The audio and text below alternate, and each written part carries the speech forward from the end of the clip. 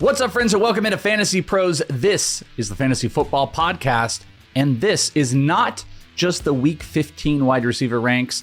This is the playoff ranks episode. I'm Chris Welsh. We got Andrew Erickson, Pat Fitzmaurice with us. We're breaking down all the big top 36 wide receivers, all of your big decisions you've got to make this week. And Erickson, you said something prime before we started the show. Why don't you let everybody know what you think about this week's ranks versus where we've been all season? Weeks 1 through 14. It's great that some of us did well in the rankings competition. Some of us didn't do as well, but none of that matters anymore. All that matters is weeks 15, 16, 17, nailing these rankings, getting you to move to your championship round and hopefully come away with a league winning roster this season. So locked in, laser focused, not trying to get too cute, but trusting the process at the same time. Looking forward to chopping it up with you guys. Yeah, Fitzy, Mike Mayer walks in the room and goes, hey guys, I was a number 10 ranker. It doesn't matter. We drop it doesn't matter because it's playoff time. We only care about the next 3 weeks. Fitzy, you're going to kill it. It's go time. It's crunch time, man. It is. Hopefully a lot of our people are just kind of listening to this for sport because they have week 15 buys and they're waiting to play their first playoff game in week 16. But it is a do or die week for a lot of people. We're playing do or die fantasy football now. It could be a 1 week season for a lot of people. So let's make it count in week 15. Also, super underrated are bye weeks. Bye weeks are super underrated. I don't play in a ton of fantasy leagues that actually do bye weeks, but we've got my one home league and I got a bye and I'm just like, this rocks. This is the best. I just forget about it. I just get to chill and just watch everybody else just like scramble. It's amazing. Hopefully we will help you not be scrambling, and we're going to get you all the right decisions on what you're going to need to do with wideouts because there's some big decisions, whether you're guillotining it or you're just in your normal playoffs. We've got you covered as we're going to go through the top 36. Speaking of ranks, yes, we do care about, what the playoff ranks are going to look like, but we continuously are tracking our ranks accuracy contest. Every single week, we highlight the top 3 who finished from the previous week. And then obviously that is going to lead to an end of season total. This week, man, Justin Boone from Yahoo Fantasy Sports has been killing it. And Justin finished number 1 in the number 1 spot for week 14. So shout out to Justin finishing, I believe, very high so far in the overall contest. So Justin's killing it. Ricky, I want to say Lemon, but is that Lemon? Is that Ricky Lemon from the Fantasy Champions is number 2. And then Michael Boble from the 33rd team. Those are your top 3 with a shout out to Mike Mayer, who comes in. He's like, hey guys, you finished 19th. Great job. Great. You keep doing it. It's annoying. Keep rocking it. Stop being so good, Mike Mayer. It's a playoffs, so now you need to really step it up as he has. He's finished 19th. You guys, we were all kind of median. I was the lowest of our group here. Nothing horrible or anything like that. Kind of in the upper echelon. So we will try to really, really kill it this week. As Erickson said, it's week 15. Let's roll with it. Before we start the ranks, it is always giveaway time, and we have got a crazy cool opportunity for you. If you want a chance to win a Bijan Robinson and Drake London signed mini helmet for free, courtesy of our friends over at Pristine Auction, here's what you got to do. Go to fantasypros.com/contest. Complete the form. Then you can do some stuff. Download the app, leave a review on the podcast, follow us on X, Instagram, and TikTok, and you can do all of those things. Each one is an entry, and then we'll be announcing a winner right here on the podcast. So if you're watching on YouTube, make sure you are subscribed, turn on notifications. You don't want to miss it. Bring home that Bijan and Drake London signed mini helmet for absolutely free. Gentlemen, for the people that want to follow along with us, they can go to fantasypros.com/rankings where they can find your rankings and all of the ECR. Here's the big board for the wide receivers in week 15, the top 12. We've got Jackson, Smith, and Jigba coming in at the number 1 spot. Jamar Chase, Puka Nacua, Rashee Rice, Devontae Adams, and Nico Collins. That is your top 6. The bottom half, George Pickens, Amon-Ra St. Brown, A.J. Brown, Jalen Waddle, Jamison Williams, and Michael Wilson. A lot of chalk plays in there. I'm not trying to call him not chalk, but then you throw in Michael Wilson, and it's one of those one thing does not feel like the other. But that thing that doesn't feel like the other has been performing just like all of the others, and in some cases better than them. You two fine gentlemen are torn on this. You guys are in opposite directions. He is ECR 12. Fitzy, you have him at 12. So let's start there with you on the positive Michael Wilson take for week 15. I'm ranking him as if Marvin Harrison Jr. won't be back as of now. And the matchup against the Texans is brutal. But Michael Wilson has had 18, 15, and 16 targets in the 3 games Marvin Harrison Jr. has missed. And he's had 10 or more catches and 118 or more yards in all of them. So while I do have expectations of less than 10 catches and 118 yards, I still think he's going to be targeted heavily and, should be good, a pretty good volume play for week 15.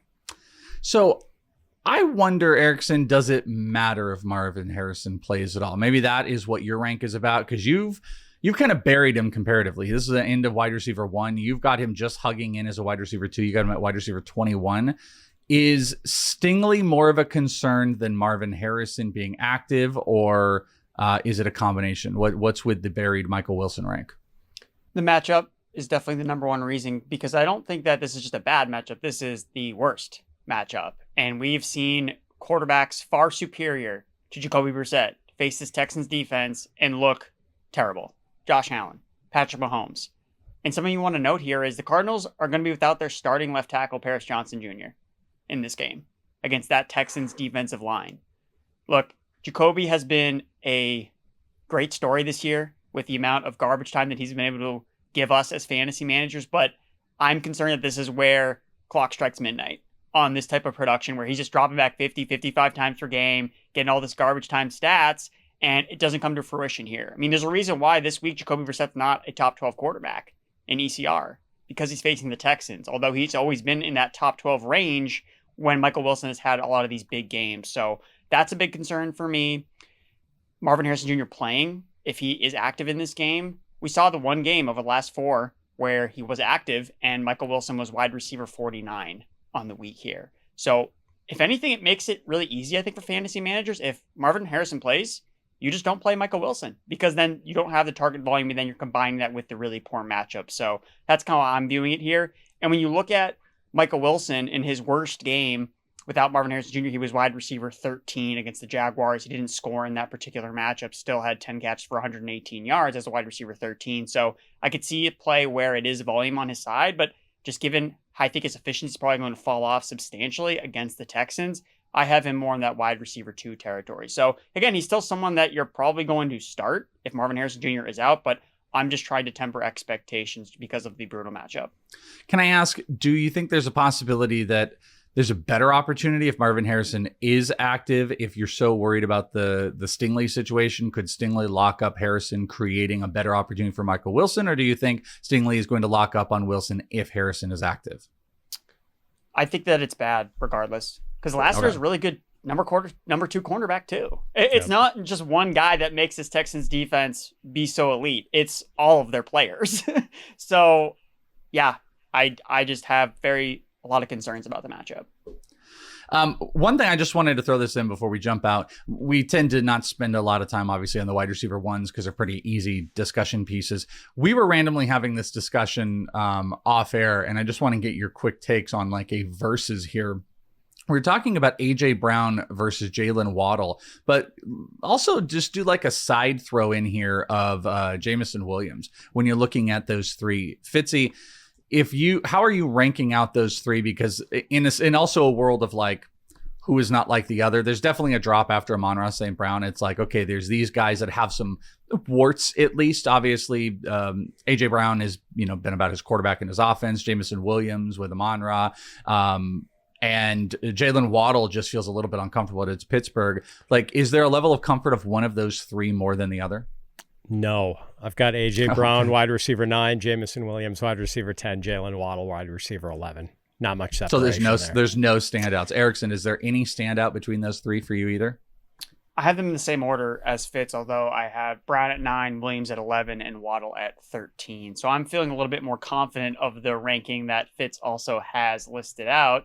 And that's because A.J. Brown is on a heater, 3 straight 100-yard games. They're facing the Raiders. This is a prime get-right spot for the Eagles offense. What does that actually mean? I don't know. But I think it means that maybe they improve a little bit from what we saw on Monday Night Football, where Jalen Hurts was scoring as many negative points as you could humanly do for a fantasy quarterback. Waddle does a little bit concern me with Tua playing outside. Tua's just, he's not the reason the Dolphins have been winning games the last couple of weeks. So that concerns me about him playing on the road at Pittsburgh at night in a primetime game. And then Jameson Williams is, what is the total in that game? 56 points. Jameson Williams in a dome. You just got to click the button on him because his upside is immense in that particular matchup. That could be a monster shootout. All right, so let's jump out of the wide receiver ones. Those are your core players. You're not making too much about them. You're getting them in. Wide receiver twos, kind of, it lives in the same world, but there are going to be some bigger questions, especially in the tiers. So let's look at wide receivers 13 through 24 on the list, starting at 13 with Teteroa McMillan, Chris Olave at 14, Terry McLaurin, Justin Jefferson at 16, Devonta Smith, Wan'Dale Robinson, Zay Flowers, Jacoby Myers at 20, followed by Stefon Diggs, DK Metcalf, Ladd McConkey, and Jauan Jennings. We have to talk about Justin Jefferson. Here are some numbers for you. 2 for 11, 2 for 4, 4 for 48, 5 for 61, 4 for 37. Those are his game logs over the last 5 weeks. In half PPR, these numbers, 81, 95, 38, 27, and 44. Those gentlemen are the wide receiver finishes in half PPR he has had over the last 5 weeks. Justin Jefferson is lost in this offense. Brosmer makes it worse with McCarthy, even when scoring 31 points and blowing out teams, had 2 catches, 4 targets to Justin Jefferson. This is an elite matchup, no doubt, against the Dallas Cowboys. Let's not argue that. But I have lost a level of confidence in this offense and JJ McCarthy, whether they're winning or he looks good or not, in being able to get him the ball. So wide receiver 16 even still feels dicey. I feel like the only reason he is here is because we have that versus Dallas over on the right-hand corner. So Fitz, why don't we start with you here? You guys are both at or higher than consensus. Now consensus is low, but I think there's going to be a lot of questions surrounded it. We did tons of Titanic conversation last week. Maybe we're still in that space, but regardless if we are, the boat sank a little bit more because 2 catches for 11 yards on a blowout win for the Vikings without him involved should create bigger questions. But you've got him at 16, Fitz. Yeah, and it's certainly not a confident ranking Welsh. I mean, no touchdowns in the last 5 games for Justin Jefferson. Hasn't had a 100-yard game, or for that matter, an 80-yard game since October 5th. And at least he was getting targets a little while ago, but now like the target counts are even starting to come down, like 6, 6, and 4 in his last 3 games. So, yeah, I mean, we're just not feeling great about the quarterback situation with J.J. McCarthy. Although the matchup against Dallas is at least promising this week, I feel like there's still a big game for Justin Jefferson coming. And hopefully to the people who were able to stagger their way into the playoffs with Justin Jefferson having this massively disappointing season, they get it this week because the matchup is good. And it's just, I'm looking at the guys who I have ranked right below Justin Jefferson, Wan'Dale Robinson, Devonta Smith, Jacoby Myers, Terry McLaurin. Like I still fundamentally think Justin Jefferson, even with bad QB play, is a better start than those guys. Jacoby Myers got the Jets 4-star matchup. Wan'Dale Robinson has the Washington Commanders, one of the worst secondaries in football that Justin Jefferson could only get 2 catches off of. Clearly you can see, like, I'm annoyed with it. We had a big thing on Out of Bounds on Monday where me and Bob, I think we're looking at a point, if it wasn't the Dallas Cowboys, Justin Jefferson would be no better than a wide receiver 3 at this point. I agree the namesakes behind Justin Jefferson are like, ugh. But Jefferson didn't do anything against the Commanders. So now you got a Dallas Cowboys situation. Erickson, you've got him higher. I get it. And I get that logic of like, he's just so talented. A game has to happen. Let's put 1 through 15 behind us and stuff like that. But if you were legitimately having the decision between a Wan'Dale Robinson and Justin Jefferson, it's a slam dunk Jefferson for you? I don't know if I would say it's a slam dunk, but one of them is facing the Dallas Cowboys and one of them isn't. Dallas Cowboys. Yeah, the other one's facing the Commanders. Yeah, we just saw Jefferson do nothing against the Commanders. So I'm going to go with the best matchup. Again, this is, we sometimes try to push back when we overvalue certain matchups. But when it comes to the very ends of the spectrum, whether you're talking about the Houston Texans, nobody can score on this defense. The versus side of that is the Dallas Cowboys. Every wide receiver scores on this defense. Jameson Williams, Amon-Ra St. Brown last week, monster games. So I think that you just got to play Jefferson. Obviously, it depends on what your alternatives are, but you didn't go through the last couple of weeks of absolutely no production. It's so funny. He has 15 receiving yards, which is almost the exact same as his ECR ranking this week over the last 2 games. It's almost so bad that it's comical that he has to bounce back and just regress a little bit positively just because of how low it has been for him. So I think that it's at least positive that McCarthy didn't play bad against the Commanders. I mean, it's just kind of unlucky, right? Josh Oliver caught 2 touchdowns. What if that had been Jefferson instead? So I think that McCarthy maybe building some momentum after a positive game against the Commanders. He played better. Good Dallas matchup. You didn't go through all the tough games for Jefferson to then sit him against the number 1 defense in terms of fantasy points allowed to wide receivers. So I agree with Fitz. I think you have to play him as a wide receiver too. This is I have a lot of shares of Justin Jefferson, and a few of those actually did make the playoffs. I just feel dicey about it. But I think the most important thing, regardless of my negativity to it, it is always about the options. And I think when you ask the questions of, really, you can't ask the Jacoby Myers, the Wan'Dale Robinsons, or Terry McLaurin's. I think you can still push to Jefferson. It's when people are going to be like, hey, should I go Debo over him or Brian Thomas? And it's like, no, let's not go crazy. It is a phenomenal matchup. He's talented. You would just love for them to get him the ball. But I do expect there's going to be quite a few questions surrounded around Justin Jefferson. How about around Zay Flowers? Zay Flowers comes in as ECR wide receiver 19 going up against the Cincinnati Bengals. And both of you fine gentlemen are actually slightly lower. Erickson, why don't we start with you? What's your take on Zay Flowers as a start this week? So Zay Flowers is one of these wide receivers that I think is always overvalued in ECR. And even when I'm looking at the screenshot in the show sheet, you look at how often he's gone over his projection.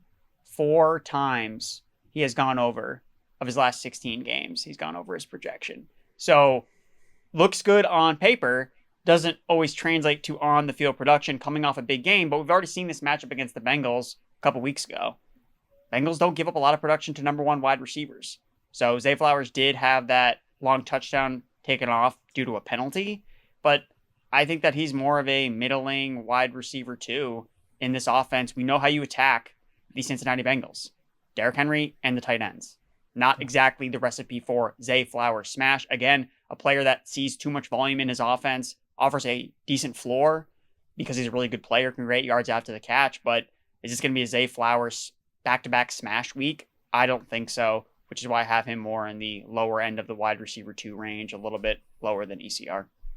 Yeah, Fitzy, he actually kind of has been a little, there's that inconsistency where it's like smash and then disappear. Are you worried of a disappearing act for Zay Flowers this week? I'm not worried about the disappearing act. I'm worried more about the lack of ceiling because, so Zay hasn't scored a touchdown since week 1, and that's a big reason he hasn't given us much of a ceiling. But he is on pace for 1,165 yards, and he has given you at least a little something most weeks. There have only been 3 times this season where he hasn't given you double-digit PPR points. So one of those times was Thanksgiving night against the Bengals, 2 catches for 6 yards. And the Bengals have, believe it or not, allowed the 6th fewest fantasy points to wide receivers this year. And as Erickson said, they do pretty much blanket number 1 receivers or have this season. But are we really going to shy away from this matchup for Zay Flowers in a game with a Vegas total of 52 points? I tend to think not. The market kind of expects a lot of offense in this game, and so do I. This is I love a revenge narrative. That's my favorite thing. I'm always down for a revenge narrative. And how about a Stefon Diggs revenge narrative? It'd be cool if he was doing a whole bunch of stuff leading up to this as well. But that's not necessarily happening. He's ECR 21. Erickson, you got him at 18. You're higher, but Fitz, you are much higher. Fitz, are you buying revenge narrative for Stefon Diggs in this really tough Buffalo matchup? I do think there's some expected snow, for better or for worse, offensively that can go. What is your take on Stefon Diggs at wide receiver 15 this week? Yeah, I mean, I'll have to check the weather report. And if I'm not really concerned about snow, I think it's wind. That's the issue that would be a little scary. But yeah, revenge game, baby. You said it, Welsh. When Diggs went up against the Bills in week 5, he had 10 catches for 146 yards on 12 targets. And those were the most targets, catches, and receiving yards Diggs has had in any game this season. And I know he's laid eggs the last couple of weeks, 2 catches for 20 yards against the Bengals, 3 catches for 26 yards against the Giants, but I wouldn't hesitate to start Diggs this week. Erickson, would you have any hesitation? You are higher than ECR, a little bit lower than Fitzy. What's your take on Stefon Diggs versus his old team? Imagine benching Stefon Diggs in Revenge Game Part 2. You can't do it. You have to play Diggs. It doesn't matter what he's done over the last couple of weeks. I know the production has kind of tailed off after it looked like he was on the ascension of being a locked and loaded wide receiver 1 rest of season. I will say too, the way that the Bills play defense, this is going to be a bad game for Hunter Henry. So if the targets are flowing elsewhere, they're going to look to Stefon Diggs, who had a smash game in his first match against Buffalo, and that was because he had a 40% target share. And he didn't score in that game, and they were trying everything in their power to try to get him into the end zone, which he did not do against the Buffalo Bills. So I think that this is a great spot for Stefon Diggs, and the upside is too high to leave him on benches. One more wide receiver is wide receiver 24, Jauan Jennings. ECR 24, you guys are not crazy far apart, but you are in different ends of the type of wide receiver. Fitzy's got him as a wide receiver 2, a little bit higher than ECR. Erickson, you've got him outside. It's a good matchup. He's been okay. Some of the touchdown equity has saved him. Brock Purdy's just been really bad. And I think the offense is also inconsistent. Pearsall doesn't exist. They just don't have a guy that they give mass volume to. So I think there's a level of uncomfortability with a guy like Jauan Jennings. Erickson, what do you think? You've got him at 26. So you've got him as like a higher end wide receiver 3 at this point. Yeah, he feels safe, like a good play as a wide receiver 3. Like you said, good matchup against the Tennessee Titans. He's had a real connection with Brock Purdy dating back to last season. He's been the target leader for the 49ers among the wide receivers in the last 7 games. I guess just in the back of my mind, I still think that they are going to try to get Pearsall going in some capacity, especially as, hey, we're trying to make the playoffs. We want to make a playoff run. We're coming out of the bye week. Pearsall's been dealing with a plethora of injuries. So would it be really shocking if we come out and, Pearsall and Jauan Jennings had the same amount of targets in this game against the Tennessee Titans? Like, that wouldn't be too shocking for me. So that's why I'm just a couple spots down on Jennings. Again, if you're going to start one of these 49er receivers, you have to start Jennings because he has been the guy. But when we're talking about these guys next week, it wouldn't surprise you if maybe we're ranking them a little bit closer, given that the 49ers also have a pretty favorable schedule rest of the way. Fitzy, what do you think about Jauan Jennings in this matchup? I kind of agree. Coming off of a bye, I feel like you got to get Ricky Pearsall going, but this offense, it runs to Christian McCaffrey, it goes to George Kittle, and it's just like median volume to whatever wide receivers are involved. But this is a really solid matchup. Yeah, it wouldn't surprise me if Pearsall did have a similar amount of targets as Jauan Jennings, or even outproduced him. But I am still sort of, if I have Jauan Jennings, I am a little encouraged that Ricky Pearsall has done nothing to this point. So like that, it's not a reason to shy away from Jennings. I shied away from drafting Jauan Jennings. Like, I don't have him in any league because of Ricky Pearsall. But if you have Jennings now, I don't think Pearsall is a reason not to play Jennings. And look, Jennings has had 4 touchdowns in his last 5 games, and he's had at least 4 catches in 7 straight games. So even if the touchdowns aren't coming, there's a reasonable floor here that he's not going to just throw up a donut for you. Favorable matchup against the Titans. They've allowed the 6th most receiving yards to wide receivers. 49ers have an implied point total of something like 28 in this game. I like the spot for Jauan. Wide receiver 3s are coming up, but first, big news. Hard Rock Bet is now live in Michigan. Sign up today and place your first $5 sports bet. If it wins, you get $150 in bonus bets on top of your winnings. And if you're more into casino games, new customers can get up to $1,000 back in casino bonus if you're not up money after your first 24 hours playing slots. Win money or get a casino bonus back. Plus, you also get 200 bonus spins, winnings paid in cash. Not sure what to place your first bet? Head over to Hard Rock Bet Stats Hub and it'll help you out. It's loaded with trends, streaks, and stats to help you guide your picks. Numbers don't lie, and neither does the data in there. Hard Rock Bet offers new promos daily, plus big legendary reward drops every Thursday, like gifts under the tree. So whenever you're listening, just open the app and check out what you've got waiting for you. Download the Hard Rock Bet app and make your first deposit today. Wide receiver 3s Coming up on the big board at number 25 is Emeka Egbuka. Coming in at 26, Christian Watson, Chris Godwin, Cortland Sutton, Deebo Samuel, Michael Pittman at 30. 31 through 36, we've got Brian Thomas Jr., Khalil Shakir, Alec Pierce, Luther Burden, Jordan Addison, and Jerry Jeudy. Can we trust Emeka Egbuka? He comes in at wide receiver 25. Deep balls have not been there. Mike Evans is looming. Chris Godwin getting healthy. More ammunition for this offense, and it just does not center around Emeka Egbuka anymore. And this is, led to him being a wide receiver 3 on this list. Fitzy's about on cue, but Erickson, you are a lot more bullish. You've got him at 19 and a solid wide receiver 2 here. So why don't you kick us off? I asked the question, can you trust Emeka Egbuka? Is 19 representative of the level of trust? Yes, it is. And for those that tuned into the prediction show with myself and Worm, that was my top prediction this week, was Egbuka was going to finish as a top 20 wide receiver regardless of the status of Mike Evans. And the latest news that we're getting here is that it looks like Mike Evans is probably going to play on Thursday night. That's what Todd Bowles said, saying that, hey, he's seen enough from Mike Evans. And I kind of think this might help Egbuka a little bit, because the issue with him has not been volume, right? You look at the target numbers he's seen over the last 7 games. He has a 29% target share in his last 7 games. So it's not for a lack of opportunities. It's he hasn't been converting. He has not been efficient. Now, part of that's on him. Dropped a touchdown last week. He's had plays wiped off because of penalties. Baker Mayfield has also not been that good over the last couple games as well. But this is a matchup we've already seen him play with Mike Evans healthy in the lineup. Back in week 1, he had 2 receiving touchdowns and 67 receiving yards. We're playing for upside in the fantasy championships. And Egbuka has shown this year, hey, I have top 5 weekly upside. And specifically in this matchup, we've already seen it play out.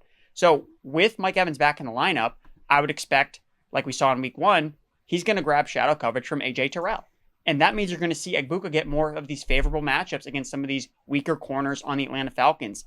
That should help boost his efficiency, and that should help him convert some of this opportunity into actual production. So the coaches have been talking about Egbuka a lot this week. Josh Gizzard has been talking about, hey, we need to get him going early. We need to build his confidence. Same thing with Todd Bowles, and that's from the Coach Speak Index Discord. So I think that his upside is too great to leave on the bench this week, which is why I like him as a top 20. You just look at the matchup. The Falcons have been one of the worst teams against fantasy wide receivers this year. So I understand it's been bad, but the volume has been there, the opportunity's been there, and that's what we're always chasing, right? You chase volume. So I don't think Egbuka is nearly as bad of a player as he's shown over the last 7 weeks. I know it's been really bad, but I want to go back to him this week. Fitzy, I don't know. Does your level of trust exist? Because technically, we talked about Jauan Jennings. He's a 4-catch, floor type of guy with probably not a lot of ceiling. And you've got him higher. You've got Jauan Jennings higher than Emeka Egbuka this week. So by virtue of that, I kind of feel like you are just concerned about his overall production. Yeah. So the targets have been there. Since week 7, Egbuka has averaged 9.7 targets a game with at least 8 targets in all 7 games over that span. And I don't worry that much. Like, I don't think the targets are going to dry up completely with Mike Evans back. And to Erickson's point, maybe Mike Evans does occupy A.J. Terrell in this game, although I don't even know if A.J. Terrell plays. I think he's got some sort of neck issue and was just sort of a limited participant in their walkthrough the other day. So the issue for me with Egbuka is that he has caught 39.7% of his targets and has averaged 5 yards per target over his last 7 games, or since week 7. Yeah, 7 games. So he's had some drops, but maybe the Buccaneers passing game does become more functional if Mike Evans is back this week against the Falcons, because really it's been pretty dysfunctional for a while now. And that's as much on Baker Mayfield as it is on Egbuka or any of the other parts. Tristan Wirfs hasn't been totally healthy. That's a big thing. So we'll see. I think Mike Evans can only help. And I don't consider that a major reason not to start Egbuka if you're on the fence with him this week. Is there any major reason to not start Christian Watson? Christian Watson comes in at 26. That reason might be the Denver Broncos. Obviously, they got Reed back. They've got kind of as Erickson lovingly used, plethora, by the way, which immediately made me think of Three Amigos and want to do the Three Amigos bit, which I think Fitz, you could probably appreciate. But they've just got a whole bunch of wide receivers. Christian Watson has been the guy, but is Denver a place that you should be worried about the starts of Christian Watson. Fitzy, why don't we start with you? You've got him at 26. Erickson's one spot higher, but is Christian Watson more of a concerned start than he has been in the previous weeks going up against the Broncos? Yeah, definitely, because of that matchup. And Christian Watson just had really nice games against the Lions and Bears, and the Lions have allowed the second most passing plays of 20 or more yards this season. Bears have allowed the third most passing plays of 20 or more yards. Denver Broncos have allowed the fifth fewest completions of 20 or more yards. So this is a really tough matchup. But look, I mean, it's Christian Watson doing this on big plays, not so much his target volume. He's had 5 touchdowns over his last 4 games, 18.1 yards per catch on the season, 11.7 yards per target. Big plays, efficiency. I just don't know if you can live on big plays against the Denver pass defense, which is terrific. Erickson, can he live off of any big plays? I mean, I like the volume. I want the volume, and he kind of lacks that. So when you get like a really tough matchup like this, it's also going to take away big plays, and there isn't any perceived volume. He seems riskier than he does in any like normal week. For sure. And when you just look at the game logs for Christian Watson, to Fitz's point, awesome against the Bears, awesome against the Lions, Vikings, tougher matchup, wide receiver 36. Giants, wide receiver 5, awesome. Eagles, wide receiver 46. So there's a clear pattern of when he's ripping off these explosive plays. Obviously, part of that is on him and how well he has been playing in these positive matchups. But we have to use this to our advantage, right? He's been really easy to tell. Big game for Christian Watson based on good matchups. Bad game for Christian Watson, bad matchups. And playing at Denver, that's always going to be a tough draw for any wide receiver. So I think when I opened up my rankings this week, I was trying to give credit to Christian Watson based on how well he has looked and played, how explosive he's been. But the facts are the facts. He had 4 targets last week and somehow got over 80 receiving yards, right? That is not sustainable. It's crazy when you look at him compared to Egbuka, who I do have ranked, and so does ECR ahead of Christian Watson, which seems absolutely ludicrous because of how well they have, or how well they, how different they have been in terms of production. Christian Watson is wide receiver 16 in points per game since week 8. He's wide receiver 41 in expected points per game. Whereas Egbuka is outside the top 40 in points per game, but he's wide receiver 3 in expected points per game. So one of them's getting all the usage, no production, and then Watson is kind of the reverse of that. So eventually things are going to come to a regression with him.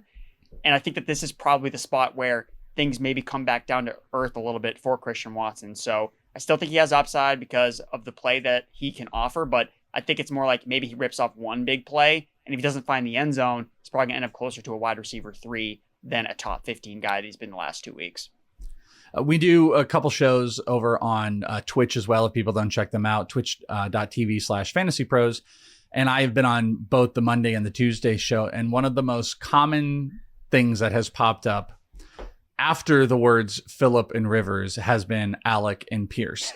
And there's a big concern. I mean, I think there's a general concern I just want to throw out about all of the guys. You know, I'm just kind of cherry picking Alec Pierce here. But I think the reason his name has come up so much is an expectation that Old Man Rivers is going to come in and not sling the ball. Like, this is going to be like a lot of short yard stuff. And Alec Pierce thrives off of that deep ball on the corners. And you're probably going to see Phillip Rivers a lot of dump offs to Tyler Warren, which is when we talk about the tight end episodes. I still like Tyler Warren, Josh Downs, maybe Pittman.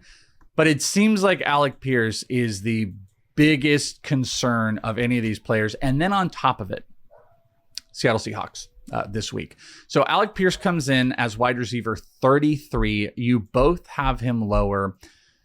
Erickson, you are the absolute lowest. Fitzy is just squeaking him in as a wide receiver 3. Erickson, is Alec Pierce just a massive avoid moving forward? Especially until, I mean, I know there's not a whole lot of, wait till next week. Like, you got to survive the next week. But I think that's why you have to bench him, because you don't know what it's going to look like with Rivers. And if you have him and you move on and it is a thing, then we can talk about it. But at this point, it just does not seem like a play with Rivers in that offense.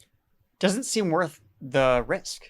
Why play Alec Pierce when we have no idea what his quarterback is going to look like, who hasn't played football in 5 years? Right? This isn't the Joe Flacco thing where at least he played 1 year ago and then they picked him up off the couch. They don't even know what kind of shape Phillip Rivers is in. How many hits can he even take behind that Colts offensive line? Does he even finish the game? Like, that is a big concern for me for Phillip Rivers. I was a little bit more optimistic about the Colts offense if it was going to be Riley Leonard, because I thought that he showed some signs of, okay, like maybe he can do this. He can move around more in the pocket. Can Phillip Rivers move? Like, is he going to just be a sitting duck back there? So that has major concerns for me. So I'm trying to get away from as many Colts not named Jonathan Taylor as I can, because I asked the question, what is the upside case with Alec Pierce? Oh, maybe he catches a long touchdown. Okay, I can list off 15 other wide receivers that I hope can maybe catch a long touchdown that aren't attached to 44-year-old quarterbacks who haven't played in 5 years. So, yeah, I mean, you could drop Alec Pierce. I would rather have someone start him against me than have me start him in my lineup. So that's the way I see it. Yeah, I mean, I think you can look at like guys that are ranked below him at this point. Like Jaden Higgins has that type of Kayshon Boutte. I mean, literally, dude, yeah. Kayshon Boutte is literal like 50 yard, like 2 catches, one's 50 yard for a touchdown. That's the Alec Pierce play, and that's with Drake May, and he's ranked 44. So I'm in agreement here. Quick follow up, and then to Fitz. They haven't like confirmed. It looks like Phillip is going to go, but if Riley Leonard were to play, what's different about this? Is it still like we can still cut him? Because you said you have a little bit of optimism. So if Riley Leonard were there, would it be like, well, maybe he is a wide receiver 3, or is it still, let's just move forward with cutting him and let's go with Kayshon Boutte. I mean, Ricky Pearsall's wide receiver 46. Would you rather go with all that upside? I think I'd rather chase upside.